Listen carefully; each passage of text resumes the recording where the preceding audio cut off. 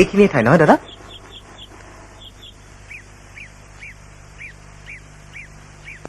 হা, সেইখিনিয়ে ঠাই।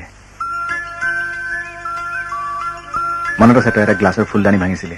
দেউতাৰ ঘৰত আমি দিনটো ইয়াতে লুকাই আছিলো। মোৰ খুব ভোক লাগিছিল আৰু তেতিয়া যে তই কৈছিলি মই ভঙা বুলি কৈ দিম যা।